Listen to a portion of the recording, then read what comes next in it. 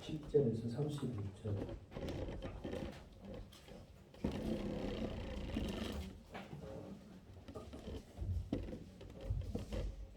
17절에서 31절까지의 말씀입니다. 마가복음 10장 17절에서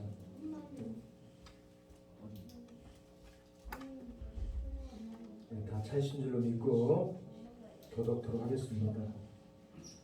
예수께서 길에 나가실새 한 사람이 달려와서 꿇어 앉아 묻자오되 선한 선생님이여 내가 무엇을 하여야 영생을 얻으리이까.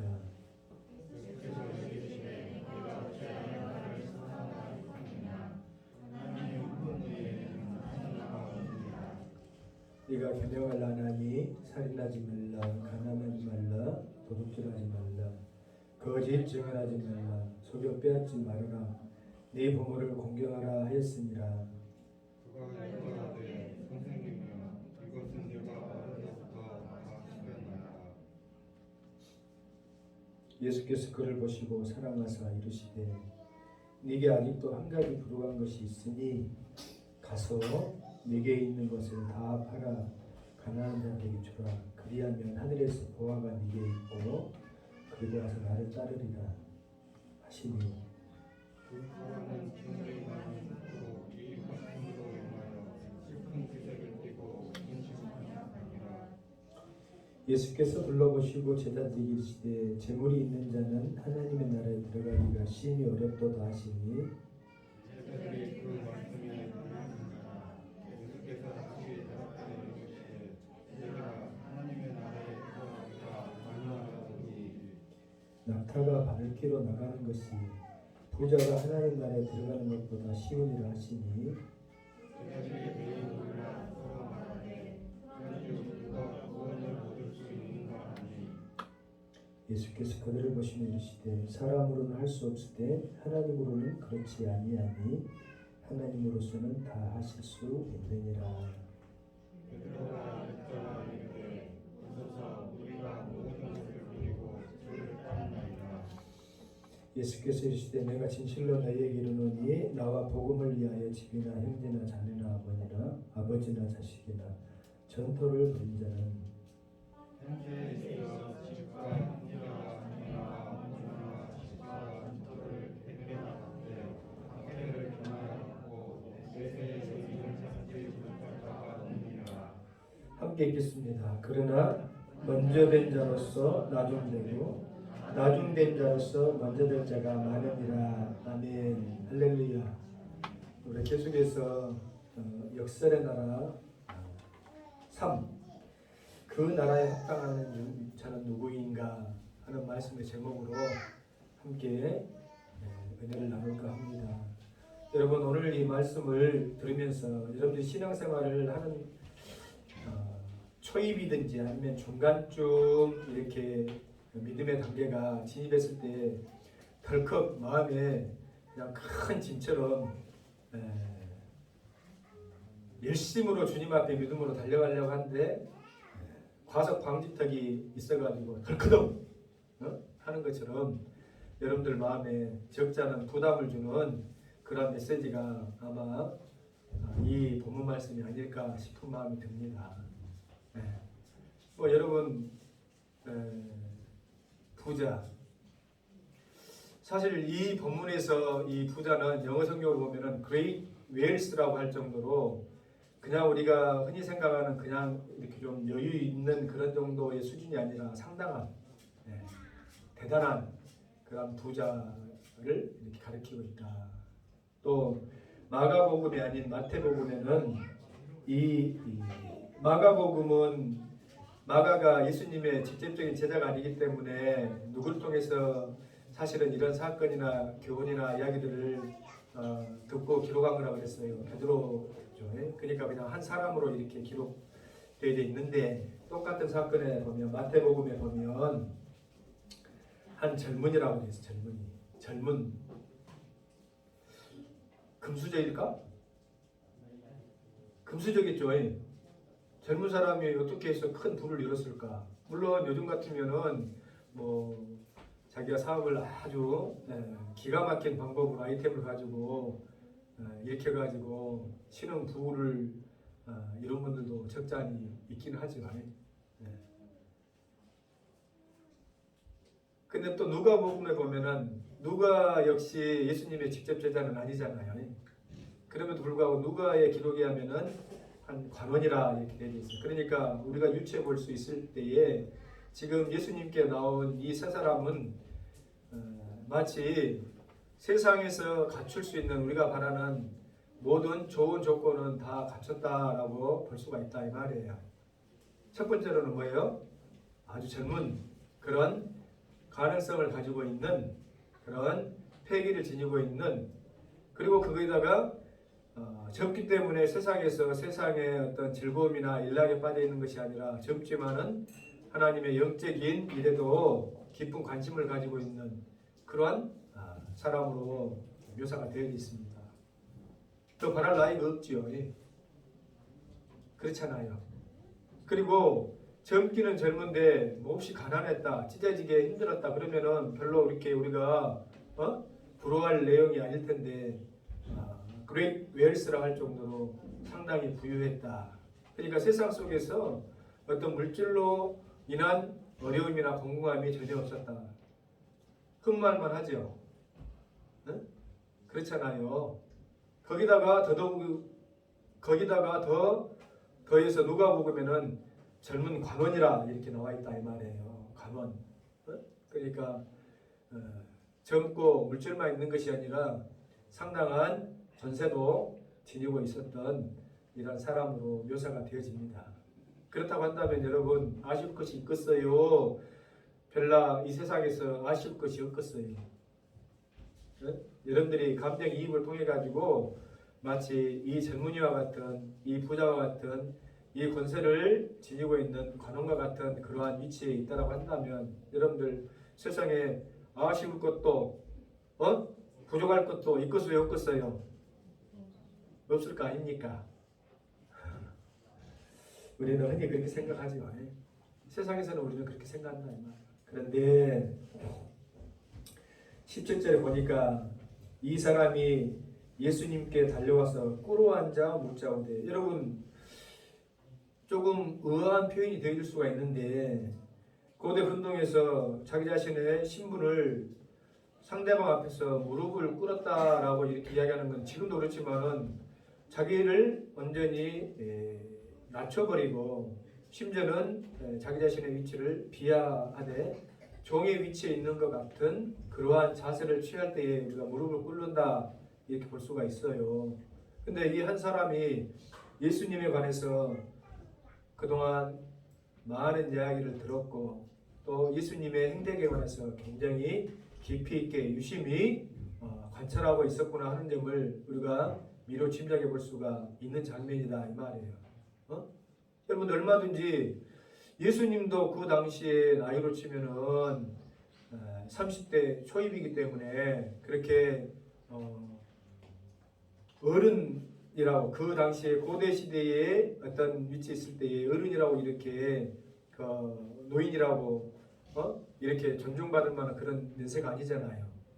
그런데도 불구하고 선생님이여 하면서 이렇게 무릎 꿇고 자기 자신이 바라고 구하는 영적인 갈급함에 대해서 이렇게 묻는 이런 장면들을 보면 참 대단한 사람이다 라는 것을 우리가 인정하지 않을 수가 없을 것 같아요.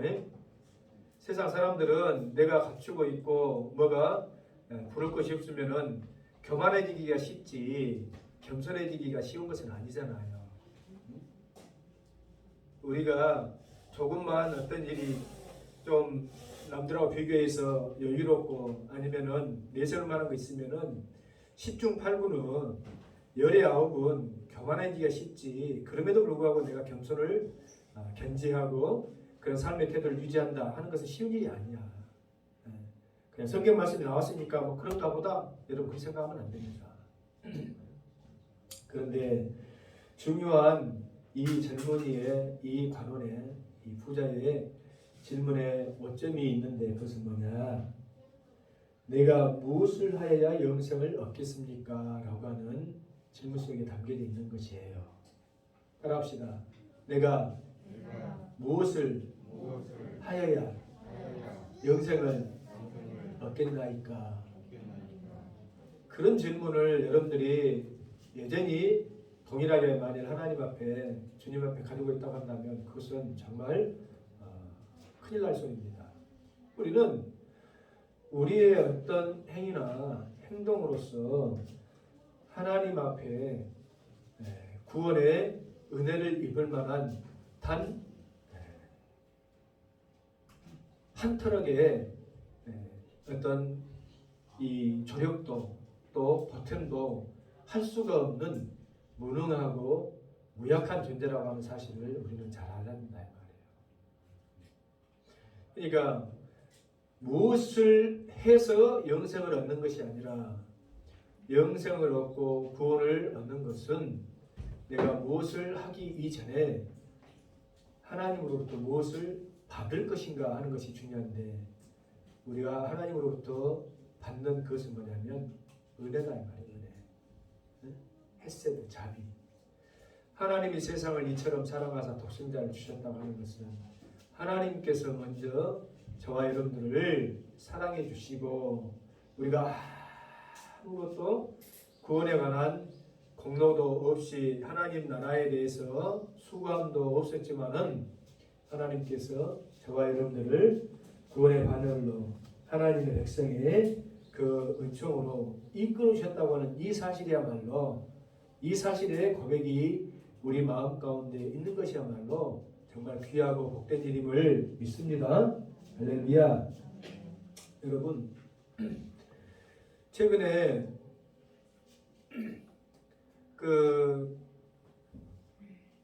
우리 이제 그 부를 이렇게 논의하다 보면은 고대 시대에는 하나님으로부터 은혜를 받은 자, 소위 말하는 지금도 우리가 그렇게 생각을 하는 것이 잘못된 것은 아니에요. 하나님으로부터 축복을 받은 자가 부를 이루고 부유하게 산다라고 하는 그런 관념이 있었다 이 말이에요. 틀린 게 아닙니다. 하나님으로부터 복을 받아서 하나님이 복의 근원이 되시기 때문에 하나님께서 축복해 주심으로 내가 부유하게 되어지고 부한 삶을 살아간다. 또 그렇게 살아갈 수 있다라고 생각을 갖는 거, 믿음을 갖는 건 잘못된 것이 아니다 이 말이에요. 옳다 이 말이에요. 그런데 문제는 오늘 예수님께서 뭐라고 말씀하시냐면 야 제자들에게 부자가 그런데 하늘나라에 즉 구원을 받는 것이 얼마나 어려운 건지 아냐? 예? 제자들이 깜짝 놀랄 수밖에 있겠어요 없겠어요? 아니 하나님께서 복을 주셔가지고 하나님이 축복해 주셔야 부를 누리고 부자로 살아갈 수가 있는데 그러면 역설이잖아요. 상충되어지는 것 같잖아요. 하나님의 복을 받은 사람이 하나님 나라에 못 간다? 그러면 누가 갈 수가 있겠습니까? 도대체 예수님 제자들이 깜짝 놀라서 물어보겠어요? 안 물어보겠어요? 물어보겠잖아요. 당연히. 하나님의 저주를 받아서 하나님께 저주받아서 아프고 가난하고 질병 속에서 고통받고 이 세상에서 헐벗은 사람은 하늘나라에 못 간다 그러면은 이해가 간다 이 말이에요. 자기들이 가지고 있는 신앙의 기초적인 그러한 관점에서 볼 때에. 그런데 하나님이 축복해 주시고 하나님이 이 복을 주셔가지고 하는 일마다 복을 받고 신명기에 나와 있는 것처럼 말씀을 순종함으로 하나님께서 너희가 들에 나가도 복을 받고 들어와도 복을 받고 이른 비와 늦은 비로 때를 따라서 철을 따라서 하나님께서 입히시고 먹일 것을 주시고 하는 그러한 은혜를 받은 사람이라고 흔히들 생각하고 있었을 때에 그것을 예수님께서 야야 부자가 한나라 가기가 낙타가 바늘기 들어가는 것보다 더 어렵다니까 라고 이야기하는데 그러면 어떻게 이것이 되어지는 말인가? 여러분 이것을 오해하시면 안 된다. 자,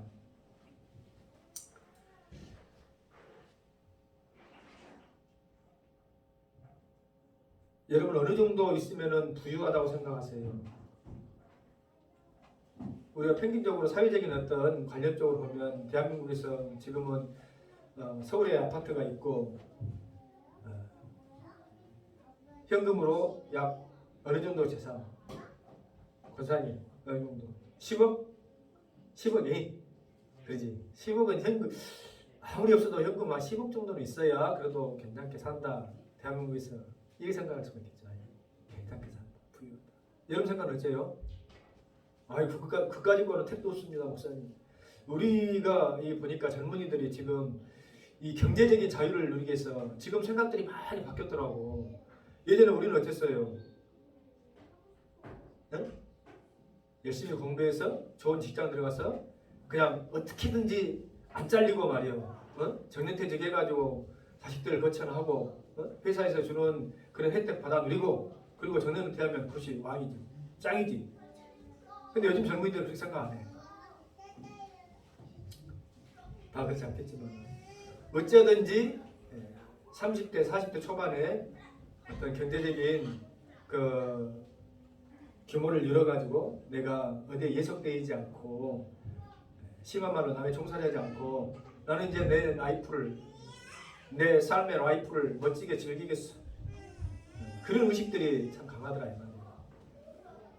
그렇지. 근데 안타깝게도 과연 물질이 부가 우리에게 이런 자유로운 삶을 허락해 주냐? 물론 그렇게 어떤 자유라고 하는 개념, 내가 어떤 부분에 매여서 예속되어진다고 하는 그런 개념들이 다 다르기 때문에 사람에 따라서는 어느 정도 물질이 나를 자유케 합니다라고 이야기할 수는 있어. 근데 결론적으로 보면 그러지 않다 하는 그런 사건들이 너무나도 많잖아요. 여러분 저도 잘 모릅니다만은 게임에 보면은 그 넥슨이라고 하는 회사가 있어. 우리나라에서 아주 그 초창기 IT가 꽃을 필 때에 뭐 넥슨 또 어디죠? 또 뭐 NC 소프트 또 뭐 카카오 이런 지금 서울대 컴퓨터과학과 출신들 그분들 가운데 김정주 회장이라고 하는 사람이 아주 선두주자였다고 합니다. 그래가지고 그 상장 내에서 자기가 이렇게 평가 내지는 주식이나 어떤 모든 재산들 가치만 해도 한 15조 정도. 그러니까 기존 우리가 알던 부자의 개념을 뛰어버린 사람이에요. 우리는 뭐 이병철 씨가 부자다, 이건희 씨가 부자다, 그 아들 이재용이 부자다 생각할 건데 그 사람들하고 수준이 다른 정도 부자예요. 근데 최근에 미국에서 우울증으로 그만 안타까운 선택을 하고 말았잖아. 나이도 젊은데. 참 놀랍죠. 목사님 그것도 어느 정도 적당히 있지 않고 그 사람이 바보 같아서 그러죠. 쓰고 놀고 즐기고 일락을 즐기고 그 많은 부 가지고 못 할 겁니까? 이 좋은 세상 그냥 쓰면서 그냥 즐겼으면 그래 안 했을 건데 그렇게 생각할 수도 있잖아요. 그러면 그 사람은 행복한 삶을 살다가 끝일까? 지금 우리가 관심 갖고자 하는 것은 뭐예요? 이 젊은이가 지금 예수님 앞에 나와서 묻고자 하는 건 뭐예요? 영생이고 하나님 나라라 이 말이에요. 영생이고 하나님 나라와 나한테는 아무 상관없어요. 그러면 예수님이 비유하신 것처럼 부자와 나사라 비유처럼 평생 동안 있는 부를 가지고 그냥 내 자신을 위해서 일락을 즐기고 즐겁게 먹고 마시고 기쁘게 산다가 그냥 그것이 끝인 줄 알았는데 절대 그것이 아닌 하나님 심판이 기다리고 있는 그러한 비참한 결과를 맞이하게 되어질 것인데 그런 것들을 맞지 아니하기 위해서 이 청년은 지금 묻고 있는 것이다 이 말이에요. 묻고 있는 것이다. 근데 문제는 뭐예요? 예수님이 이 청년에게 한 가지 도전적인 질문을 하신다 이 말이에요. 너가 다 잘했다. 자 보세요. 내가 무엇으로 영생을 얻겠습니까? 예수께서 이르시되 네가 어찌 나를 선하다 하냐. 예수님께 나온 이 청년이 예수님을 향해서 선하다. 선한 선생님이여 라고 합니다. 선.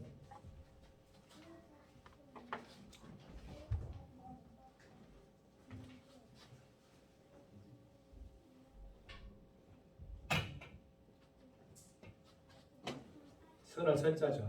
선하다. 한문이 참 의미가 있어요. 뜻글자이기 때문에. 그러니까 농경 문화에서 목축 문화에서 이 양이라고 하는 짐승은 굉장히 그 부에 척도가 되어지고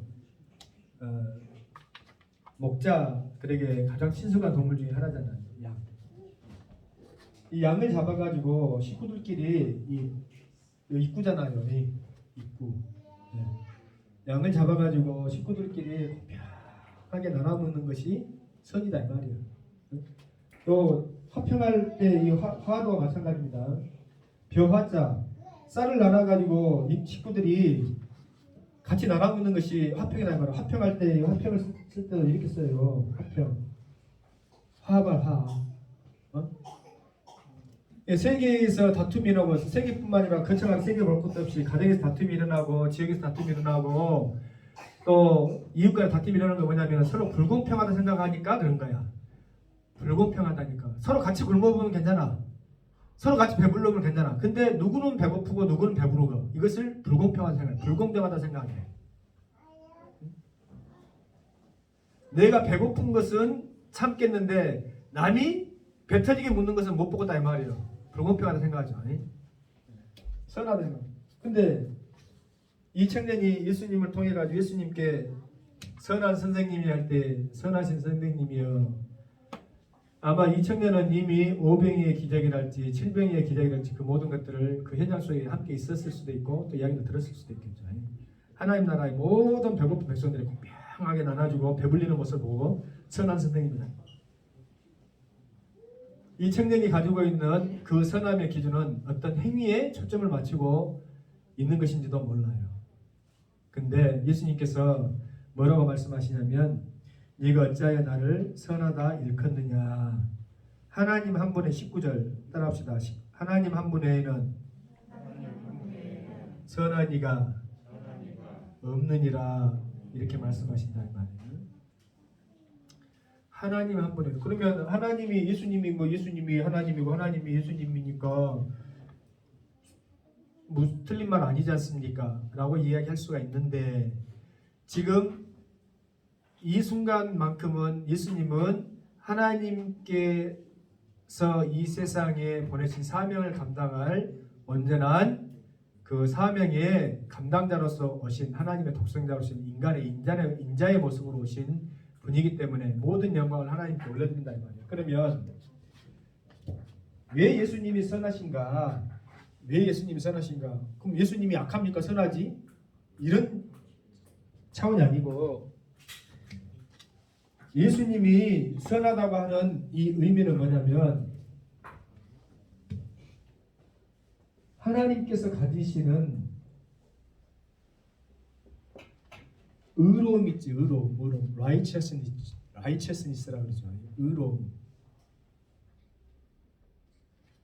하나님께서 의로우심을 가지신 분인데 이 의로움이 예수님에게 전가돼서 예수님 선하다고 하는 것은 뭐냐면 하나님께서 예수님을 통해서 주신 사명을 온전히 순종한 가운데 다 감당하실 수 있는 분이고 감당하셨기 때문에 선하다 하는 의미다. 그런 의미에서 우리는 선한 사람이 되어줄 수 있냐 없냐? 없어요. 절대. 우리는 악한 사람들이다. 우리는 하나님께서 예수님의 십자가 의를 통해서 덧입혀줘가지고 그 연약함들을 간과해 주시기 때문에 우리가 의로운 사람으로 선한 사람으로 인정받는 것뿐이지 우리 자신들은 하나님이 주시는 율법이나 계명을 온전히 다 지키고 실행할 수 있는 능력도 힘도 의지도 없는 존재되다 하는 것을 이 본문은 우리에게 이야기하고 있는데 문제는 이 청년이 뭐라고 말하냐. 모세를 통해서 예수님이 너희들에게 준 계명을 네가 잘 알지야. 예, 잘 압니다. 뭐 살인하지 말라, 간음하지 말라, 도적질하지 말라, 거짓증하라, 속에 빼앗지 말라, 네 부모를 공경하라. 이 모든 것들 네가 다 지켰지. 예, 지켰습니다. 다 지켰을까요? 다 지킨 것일까요? 그렇지 않아요. 하나님께서 모세를 통해서 율법을 주신 것은 율법의 의를 통해서 구원을 받아라고 주신 것이 아니라 율법을 통해서 우리가 얼마만큼 하나님의 의를 이룰 수 없는 부족한 불의한 존재라는 것, 악한 존재라는 것을 깨달으라고 하는 측면에서 준 것이고 내가 하나님 주신 이 율법의 의를 다 이뤘다라고 이 세상에 선포하고 또 주님 앞에 말할 수 있는 분은 누구냐면 오직 예수 그리스도 한 분뿐이었다 이 말이에요. 할렐루야. 이것을 이야기하고 있는 거예요. 이것을 이야기하시면서 사람으로서는 할 수 없는 일인데 하나님께서는 할 수 있다 하면서 이 청년이 부유한 거로 네게 한 가지 부족한 것이 있다. 나는 다 이뤘다고 생각했는데 그러면 예수님이 볼 때는 이 청년에게 있어서는 완벽한 율법의 의를 이룬 사람이에요? 아니에요? 아니에요. 너게 한 가지 부족한 것이 있다. 그러면 그 한 가지 부족한 것은 뭐예요? 물질을 사랑하는 청년의 마음이다 이 말이에요. 네게 아직 한 가지 부족한 것이 있으니 가서 네게 있는 것을 다 팔아 가난한 자들에게 줘라. 21절.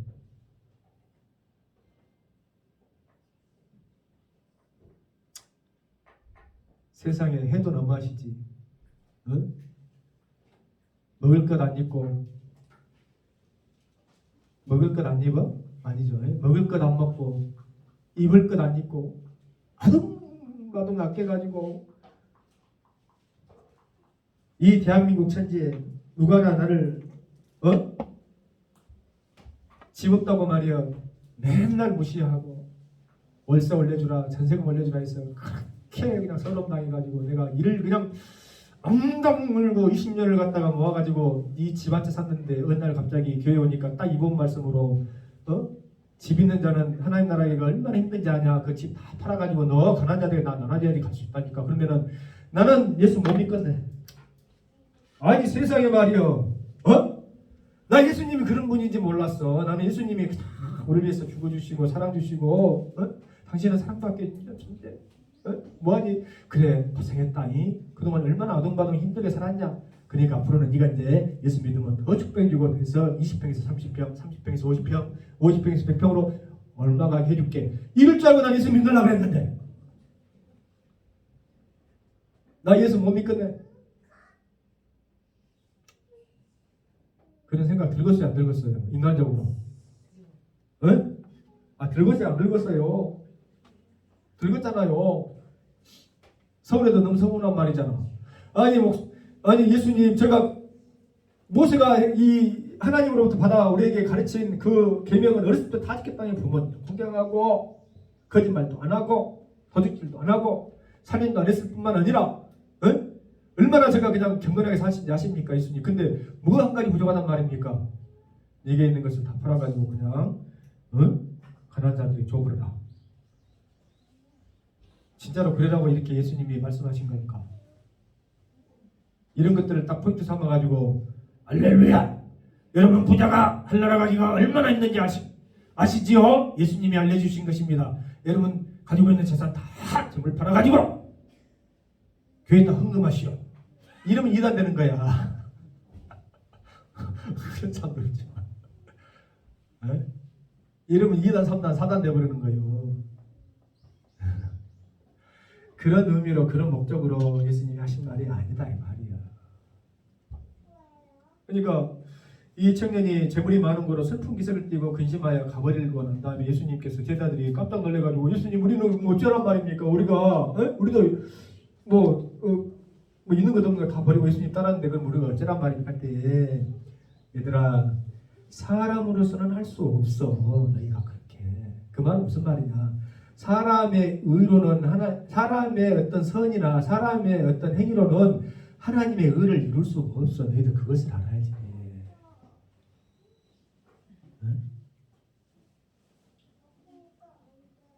우리 발버둥 치고 내가 목표를 가지고 그것을 해봐야 되겠다고 한다고 한들 그 속에 내재되어 있는 어떤 욕망이나 욕심이 우리를 가리는 거야. 아닙니다 목사님. 그냥 다 예수 안 믿고도 다 주고 무소유의 실천을 법정스님 공수래 공수고 빈손으로 왔으니 빈손으로 가야지. 중생들아 욕심 부리지 말고 다 나눠주고 가보라. 이런 사람들도 있잖아요 목사님. 여러분 그 차이다 이 말이야. 나는 다 나눠줬으니까 내 의를 이룰 수가 있어. 나는 선한 사람이야. 가? 아니다 이 말이야. 우리는 그 수준에 이르지 못하지만 다 줄 수 있어요? 다 다 주려면 뭘 줘야지 다 준 거냐면 뭘 줘야지 다 준 거예요? 이?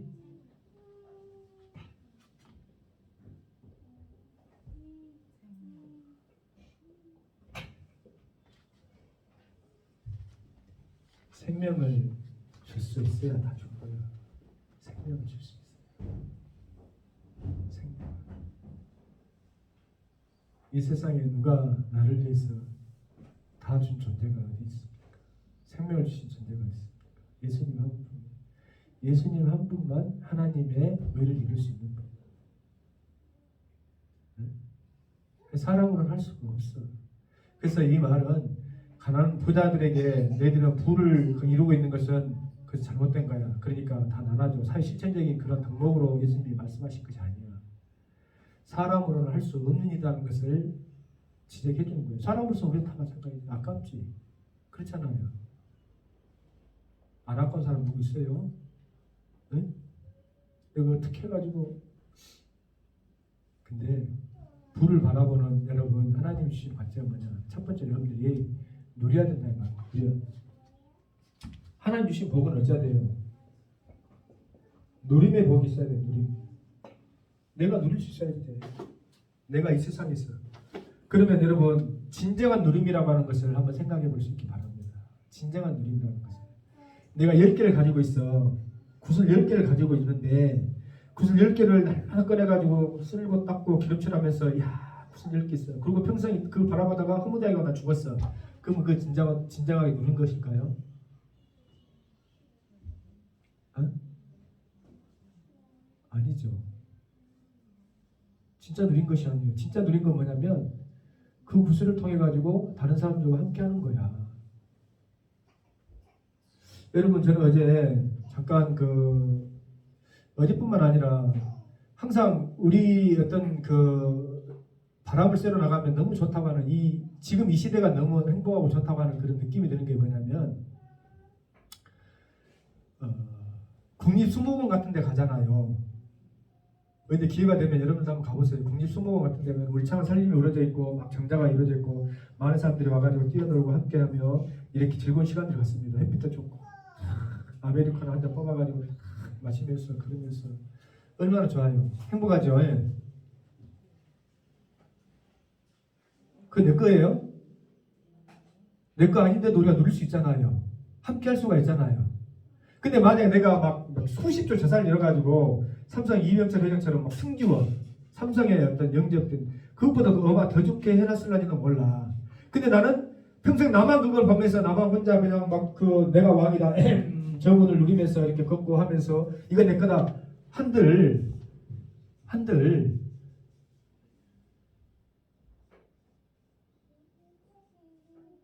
어찌 모든 사람들이 함께 공평하게 누리면서 마치 오늘은 이곳 내일은 저곳 마음껏 우리가 방문하면서 시간만 내고 잠깐의 짬만 내면 갈 수 있는 그런 곳에서 함께 누리고 또 여유를 즐길 수 있는 그런 삶이 훨씬 누리고 복받은 삶일 걸 여러분들 아셔야 됩니다. 아마 알 걸로 믿어요. 그러지 않겠어요? 그렇다고 한다면 여러분 수십조 재산을 갖고 있는 것과 그렇지 않은 것과 별로 뭔 차이가 있나 이 말이에요. 요즘 최근에 공익 광고의 라디오를 들어보면 이런 광고가 나옵니다. 물론 이제 극단적 광고기 때문에 극단적인 어떤 메시지 뜻을 주기 위해서 그럴 수 있죠. 예. 뭐냐면 여러분 나는 완벽한 불을 잃어가지고 어떤 사건이나 어떤 일이 벌어질 때마다 그냥 나의 고문 변호사가 탁 와가지고 나의 잘못되어진 것을 변호해주고 완벽하게 실드 쳐주고 커버해주는 그런 삶을 살아가는 것이 좋겠는가? 아니면 나는 그러지 못한다 할지라도 법을 준수하고 겸손하여서 다른 사람과 다투지 않냐고 화평을 이뤄서 법이 필요 없는 그런 삶을 살아가는 것이 좋을 것인가? 잘 생각해 보세요. 또 나는 완벽한 불을 잃어가지고 주치를 둬가지고 어떤 질병이 있어도 그냥 제가닥 와가지고 주사 한 방 그 주치고 와서 놔줄 수 있는 그런 위치에 있는 사람이 되어지는 것이 행복한 것인가? 아니면은 나는 소식하고 검소하여서 내 몸의 육체를 잘못된 곳에 사용하지 아니하고 건강하게 내 몸을 사용하여서 섬김과 봉사를 통해서 병원이나 주치의가 필요하지 않는 그런 몸으로 살아가는 것이 행복한가? 여러분, 우리가 얼마든지 생각해 볼 수 있는 것 아니겠어요? 그래 안 그래요? 그리고 또 여기서는 이제 특별히 이렇게 물질 부라고 이렇게 그 포인트가 맞춰져서 그렇지만은 사실은 여러분 99 먹어가지고 갤갤하면서 부유한 것보다 20대 초반에 그냥 막 싱싱 하늘 날아다니는 건강한 젊은이가 부유한 것이 훨씬 더 낫겠잖아요. 그래요, 그래요. 거기다가 그냥 권세까지 가지고 지니고 있다고 한다면 뭐 어디 흠잡을 데가 없겠잖아요. 근데 이 누림이라고 하는 것에 있어서 여러분, 그래서 예수님께서 나누라, 또 그것이 복이 흘러넘치라 이렇게 이야기하는 것은 진정한 누림을 우리에게 말씀해 주시는 것이다 이 말이에요. 우리 인생은 짧잖아요. 우리 인생은 짧아. 장수해봐야 100살이지 뭐. 근데 진정한 누림이 될 수 있는 것이 뭐냐. 근데 이제 보세요. 사람으로서는 할 수가 없는 것이 그것을 내가 지고 있으려고 할 때는 할 수가 없어요. 근데 하나님으로서는 이것을 할 수 있느냐라고 하는 이유는 뭐냐면 이 누림의 은총을 깨달았을 때에 그것을 펴기 시작한다 이 말이야. 펼 수가 있다 이 말이야. 할렐루야. 사실은 이 복음서에 예수님께서 제자들에게 하시는 모든 말씀은 근본적이고 우리 신앙의 어떤 뿌리를 잘못된 생각들의 근간을 다 흔들어버리는 그런 말씀이기 때문에 결코 쉬운 말씀이 아니에요. 결코. 여러분들이 날마다 도전받고 그것의 은혜를 받아서 매진해 나가지 않으면 이룰 수 없는 그런 지경의 수준에 있는 말씀이지 그냥 이렇게 쉬운 말씀이 아니에요. 그래서 역설의 나라 3. 누가 하나님 나라에 합당한 자인가? 여러분, 우리가 살아있는 동안에는 마음껏 누리면서 베풀면서 그것을 통해서 나눌 수 있는 그런 삶이 사는 것이 진짜 뭐예요? 부자죠. 나는 가끔 가다가 우리 박은장 집사님 보면 참 부자다 하는 그런 생각이 들어. 목사님 뭔 소리예요? 큰일 소리에 맞서요. 저같이 가난하고 없는 사람이 없는데 왜 제가 부자입니까? 아니요. 나 입이 좀 꿀침한데 그러면 이상하게 기가 막히게 붕어빵을 사다 놓더라고. 근다고 해서 뭐 제가 뭐 2개, 3개 그렇게 안 먹습니다. 1개나 먹고 말아요. 뭐 또 그러면서 아니면은 작은 거지만은 이렇게 나눠서 튀김 같은 거, 작은 거. 근데 그것이 얼마나 큰 만족도를 주고 서로 기쁨을 주는지 몰라. 그 부유한 사람. 내게 수천억이 있는 줄 뭐합니까? 수억이 있는 줄 뭐합니까? 할렐루야. 몇천은 안 하지만 그 작은 것 나눌 수 있는 그런 마음이 지금 내게 주신 그 물질을 나는 누리고 있는 거예요. 나는 누리고 그것이 진짜 부자다 이 말이야. 근데 그것이 믿음이 없이는 안 돼. 믿음이 없이는 절대 안 된다 이 말이야. 하나님 주신 축복과 의를 통해서. 그래서 오늘 31절 말씀 보니까 먼저 된 자로서 나중되고 나중된 자로서 먼저 될 자가 많다라고 하는 것은 뭐냐면 어느 누가 먼저 하나님의 은혜를 받아 누릴 수 있느냐, 이 차이를 우리에게 지금 이야기하고 계신 줄로 믿습니다. 할렐루야. 말씀의 결론을 믿습니다. 여러분, 사람의 힘으로는 안 돼요. 그러나 하나님 주신 축복으로는 은혜로는 되어줄 줄로 믿습니다. 기도합니다. 하나님 아버지, 오늘 우리에게 주신 은혜의 말씀을 통하여서 우리 심령 가운데 울림이 있게 하시고 그 울림을 통하여서 우리 삶이 변화되게 하옵소서. 예수님 이름으로 기도합니다. 아멘. 54장 찬양하심으로 귀한 예물